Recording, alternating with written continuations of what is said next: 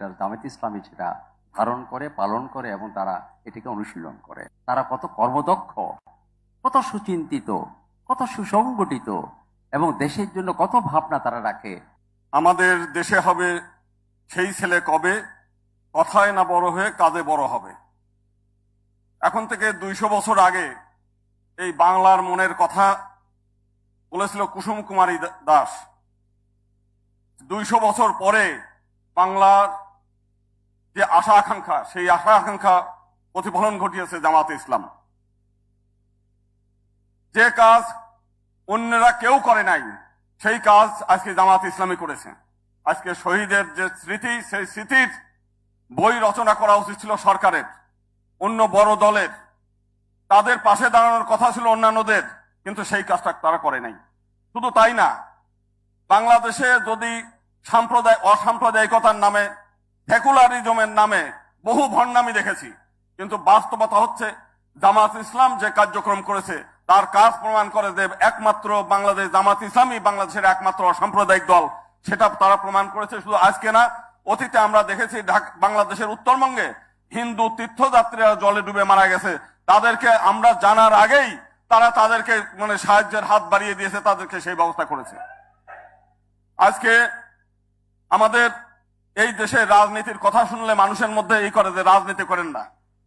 বাংলাদেশের মানুষ সেবক চায় এবং জামাত ইসলামী জনগণের সেবক হিসেবে সেই কাজগুলো করছে।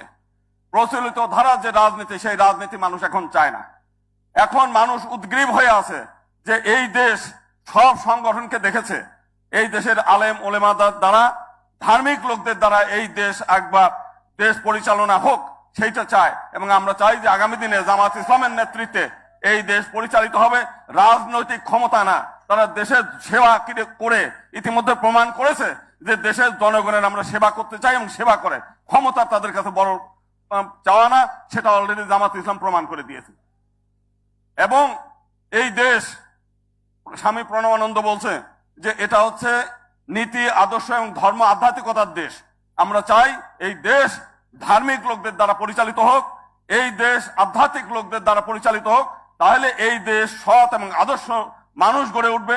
আমরা জামাত ইসলামের আগে 2 জন মন্ত্রীকে দেখেছি যে তাদের বিরুদ্ধে নানান অভিযোগ থাকতে পারে, কিন্তু তাদের বিরুদ্ধে দুর্নীতির অভিযোগ আসে নাই। আমি আজকে আসার পথে একজন বলছিল যে একজন চোর, সে চোরও চায় না যে তার রুমের মধ্যে আরো 2টা চোর থাক, অসৎ লোক থাক, কারণ তার চুরি করার জিনিস যেন চুরি না হয়ে যায়। তো সেই কারণে বাংলাদেশের প্রতিটি মানুষ চায় যে একটা সৎ আদর্শ এবং সৃষ্টিকর্তার আইন দ্বারা এই দেশ পরিচালিত হবে, সেইটা চায়। এবং আমরা সেই দিনের অপেক্ষায় আছি। ধন্যবাদ। আমরা একটা ঐতিহাসিক জাতীয় এবং আন্তর্জাতিকভাবে এমন একটি কাজ আমরা সম্পন্ন করতে যাচ্ছি। বাংলাদেশের রাজধানী ঢাকার বুকে জাতীয় প্রেস ক্লাবে, যেটি বাংলাদেশের মাটি ও মানুষের জন্য একদিন স্মরণীয় হয়ে থাকবে, করণীয় হয়ে থাকবে এবং গৌরবমণ্ডিত হয়ে থাকবে। আজকে বাংলাদেশ জামায়াতে ইসলামী তারা যেই পবিত্র কর্ম সম্পাদন করতে যাচ্ছে, আমি মনে করি এটা আমাদের শুধু জামায়াতে ইসলামীর জন্য নয়, বাংলাদেশে যত ধরনের মানুষ বসবাস করে, যত ধর্মের মানুষ বসবাস করে, যত সম্প্রদায়ের মানুষ বসবাস করে, বাংলাদেশের এই ভূখণ্ডে যেসব মানুষ তারা জন্মগ্রহণ করেছে এবং বসবাস করছে, সকলের জন্য আমার মনে হয় এটা স্মরণীয় হয়ে থাকবে। এটা একটা বৈষম্য বিরোধী একটি কর্ম বলে আমি মনে করি। কারণ এখানে যে কথাটি বলা হয়েছে, আমি আজকে বিশেষ করে আজকে যিনি আমির জামায়াতে ইসলামের প্রধান, যিনি ডাক্তার শফিকুর রহমান, তাকে আমি চিনি, তাকে আমি জানি, তাকে গভীরভাবে আমি অনুধাবন করেছি। এই আন্দোলনের পরে আমরা একসঙ্গে বসেছিলাম। বাংলাদেশে আমরা বিভিন্ন সম্প্রদায়ের মানুষ কিভাবে একটা শান্তির বাতাবরণ সৃষ্টি করা যায়, তিনি আমাদেরকে পরামর্শ দিয়েছিলেন। আমরা চেয়েছি এখানে সাম্য প্রতিষ্ঠিত হোক, ভালোবাসা প্রতিষ্ঠিত হোক এবং ধর্মের যে বাণীগুলো, মূল্যবোধগুলো এখানে তৈরি করা হোক। আজকে যে যাদের উদ্দেশ্যেই কর্ম সম্পাদিত হচ্ছে, আমি মনে করি পবিত্র কর্ম। তারই কর্ণধার গুরুধার এরই স্বপ্নদ্রষ্টা আজকে আমির ডক্টর শফিকুর রহমান এবং তার জামায়াতে ইসলামের সকল প্রকারের নেতা কর্মীবৃন্দ, তাদেরকে আমি অভিনন্দন জানাই। আমি একজন শিক্ষক, আমি মানবতাকে ভালোবাসি, শান্তিকে ভালোবাসি। আমি দল মত ধর্মের ঊর্ধ্বে থাকতে চাই। কোনো ধরনের বৈষম্য আমার মধ্যে নাই, যেটা জামায়াতে ইসলামী সেটা ধারণ করে, পালন করে এবং তারা এটিকে অনুশীলন করে। আজকে এই জন্য আমি মনে করি টেস্টি গ্রুপে অল্প সময়ের মধ্যে যেই কাজটি তারা সম্পন্ন করেছে, এতেই বোঝা যায় তারা কত কর্মদক্ষ, কত সুচিন্তিত, কত সুসংগঠিত এবং দেশের জন্য কত ভাবনা তারা রাখে। আমি অল্প সময় আমি বসছিলাম, আমাদের অ্যাডভোকেট আরেকজন সম্প্রদায়ের আমরা এসেছি,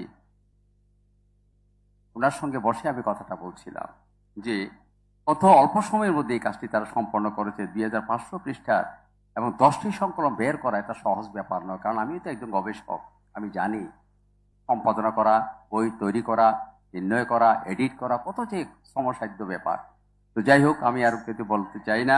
আমাকে যারা দাওয়াত দিয়েছে, বিশেষ করে আমাদের আজাদ সাহেব এবং ডক্টর শফিক এবং বুলবুল সাহেব, তাদের সঙ্গে আমার একটা আছে, আপনাদের সঙ্গে আমাদের একটা হৃদয়ের বন্ধন আমার আছে। আপনারা সেটা আমি বলবো না। আমি চাই আমি যেখানে থাকি বাংলাদেশের সাম্যের জন্য, অধিকারের জন্য, ন্যায় বিচারের জন্য, গণতন্ত্রের জন্য, বাংলাদেশের একটি মূল্যবোধ সৃষ্টির জন্য সকল মানুষ যেখানে থাকবে, আমি সুকুমার বর্বর সেখানে আমি আছি আপনাদের সঙ্গে। এই কথাগুলি বলে আমি আবারও আজকে যারা এখানে বসে আছে অসম্ভব বরেণ্য ব্যক্তিবর্গ আমি দেখেছি। আর ডক্টর শফিক সাহেবকে আরেকটি কথা বলতে চাই আপনাদের সামনে। আমি দেখেছি, আমারও তো একটা চোখ আছে, কিভাবে এই বয়সে তিনি প্রতিদিন কিন্তু বিভিন্ন কর্মে তিনি নিবেদিত হচ্ছেন। এইরকম নেতা আমার মনে বড় দুর্লভ, বড়ই দুর্লভ, বড়ই দুর্লভ। এই নেতাকে আপনারা সকলে সম্মান করবেন এবং জামায়াতে ইসলামের সকলকে আপনারা ধারণ করবেন। এই কথাগুলো বলে আমার বক্তব্য আমি শেষ করছি। আমি একজন বৌদ্ধ, আপনাদেরকে অভিনন্দন জানাচ্ছি, সাধুবাদ জানাচ্ছি, আপনাদের কাছে কাজের প্রশংসা করছি। আমি সকলের জয় হোক, সকলের মঙ্গল হোক, সকলের কল্যাণ হোক।